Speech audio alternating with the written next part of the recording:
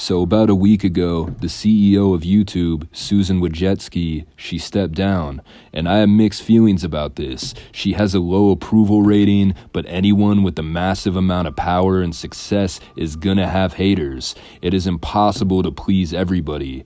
I do like YouTube, and just like every other job, you gotta follow the rules, you gotta show up. A lot of content creators believe that she had a political bias. She did an interview with the publication, BuzzFeed, and the interviewer suggested that she take down Ben Shapiro's channel because he's a gateway to Nazism.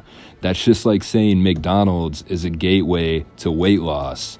And again, I'm not trying to make her look bad. She's a grown woman and is entitled to believe whatever she wants. My personal feelings are that censorship policies on YouTube aren't that different from television. On radio, you can't even use cuss words or play uncensored music. On YouTube, you can definitely have uncensored music videos, so that's a positive. And some people ask me about monetization, and that's really interesting. Sometimes you get a yellow dollar sign, that means the video is too offensive to have ads on it. For those videos, you get 25 cents per 1,000 views, something like that. This video got 7.7 thousand views and only netted $2.44. If your video has a green dollar sign, that means your video is fully suitable for advertisers. You can expect like $2 per 1,000 views. If your video is 10 minutes long, it turns to $4, 20 minutes is $8. And that's why YouTubers purposely make their videos 10 minutes exactly. You guys subscribe if you're new, comment, I read all comments, and now I try to make this video somehow 10 minutes. Which is kind of annoying because you could have made your point in 5 minutes. Everybody does the podcast format instead of short, detailed videos, which I prefer. Anyway, the dollar signs. The green means you get full-on ads. The yellow means you don't get any ads. And if I was CEO of YouTube, I would try to have something in between for advertisers willing to sponsor edgy content, because there's gotta be a couple. You're telling me that no company is willing to put ads on this video? If I owned a big company like Ford, I would put ads on everything, adult websites even. The content of the video has nothing to do with the ads. A lot of channels on YouTube have been completely demonetized, like the Nelk Boys, and it's funny because they have a hard seltzer that's actually available at my local King Soopers. So Kroger is willing to pay these guys, but YouTube isn't. This type of thing scares away potential content creators like, oh, I don't want to make videos, I won't even get money.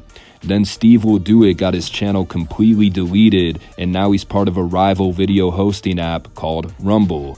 And according to Steve, the YouTube people were smirking and chirping about him getting his channel taken down. They have a personal issue with him. When people say that YouTube has a bias, that they have an agenda, I'm not going to say I agree because I don't know for sure, but I understand why they believe that. I am pessimistic about the new YouTube CEO because he could very well be even worse. Now, I've explained my frustration with YouTube's policies. Hopefully they don't take down this video. I'm about to talk about a YouTuber turned protester turned terrorist. Her username was Nasime Sabz. She was born in Iran in 1979, and in Iran, her family was persecuted because they followed a religion called Baha'i. This religion has a lot of beliefs. Mainly they reject racism, sexism, and nationalism, and they believe there should be a unified world order. If university kids knew about this, they'd be all over it. In Iran, these people face extreme persecution. In 1903, 100 Baha'is were killed in Iran. Many of their schools were closed down, marriages between them were not recognized, and even today these people have their homes ransacked, they're banned from attending university, holding jobs, and some just go to jail for no reason. So Nasime's family immigrated to the United States in 1996 when she was 17, because you can have a weird religion here and people won't really care. However, she would soon become an intense vegan, running a lot of cheap-looking websites and attending PETA protests. It doesn't look like she ever held a job, and she lived with her parents till the very end.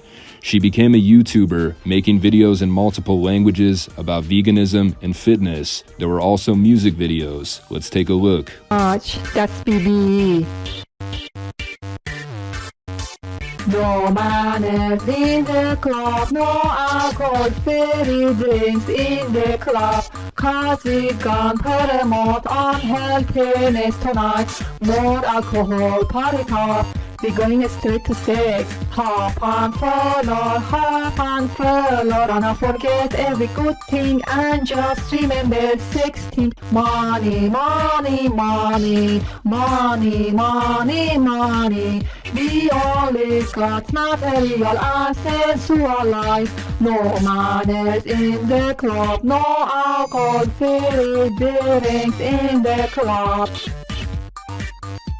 Okay, there is something clearly wrong with this woman. Just from this video, I gather she's frustrated with Western civilization, things like going to the club, drinking, having sex. I get what she's saying, but she doesn't really have a talent for songwriting, singing, just like most of the people I talk about.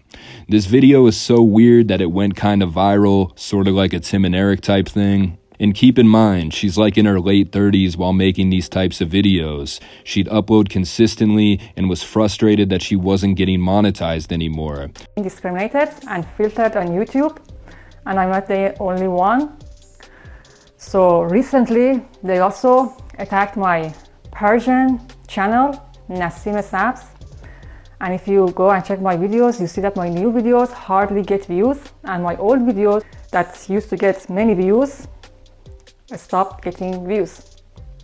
So this is because I'm being filtered. And another thing, they age restricted my ab workout video, a video that has nothing bad in it, nothing sensual. Why they did that? Because it's got famous and was getting many views. So they age restricted that video to keep it from getting views. I contacted support team, and they also said the same thing. There are some inappropriate things in your video. Videos like many singers like Nicki Minaj, Miley, and many others have sensual scenes, so inappropriate for children to watch, don't get age restricted. But my videos, my workout video gets age restricted. See, YouTube had an adpocalypse back in 2016, and I think that's when they introduced the yellow $sign and the green $sign. Her videos weren't suitable for ads, according to YouTube. By the way, the videos are very weird, very awkward, but I don't know if I'd call them offensive. In 1 month, she got 366,000 views, but only 10 cents. One thing I forgot to mention earlier is age-restricted videos don't get any money at all, and I guess she got age-restricted for a workout video, and if your views come from like India or Iran, you'll get paid way less because that's where the fake views come from. It also looks like her videos got less than a minute of watch time per view, but despite having minimal success on YouTube, she made a video about how to become successful on YouTube. How to grow on YouTube. Make stupid videos. The more stupid videos you make, the more successful you will be. Never talk about moral and humane issues. Never talk about your own beliefs. Otherwise, you will be discriminated and censored.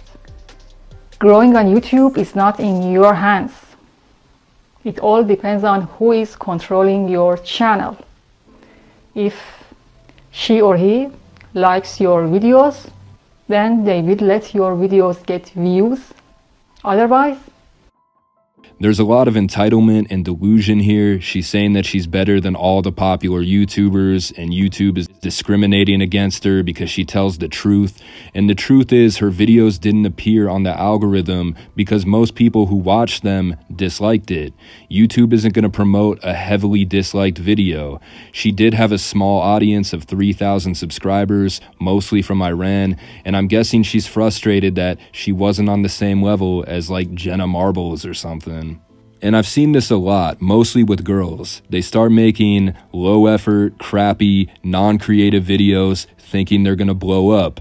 People think YouTube is a walk in the park. You just upload one video, get 1 million views, and then you're rich. If only it was that easy. But the reality is, there's only so many spots. I'll compare it to the lottery. Out of all the people who upload videos, it's just a fraction of a percent who actually make decent money. She started protesting YouTube, holding up this sign on the side of the road with markers. She wrote, "YouTube dictatorship, promote stupidity, discrimination, suppression of truth, share if you hate discrimination."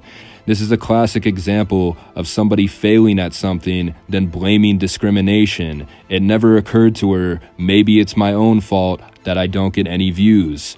So on January 16th, 2018, Nasime purchased and registered a 9mm Smith & Wesson semi-automatic pistol.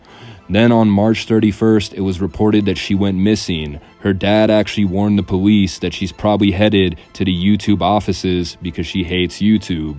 The police did find her sleeping in her car in a Walmart parking lot 25 miles away from the YouTube headquarters, but they didn't think she was a threat. On April 3rd, 12:46, San Bruno police received reports of a shooter at the YouTube headquarters.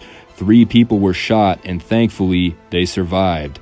Nasime ended up taking her own life. Susan Wojcicki made a tweet saying she was scared or something.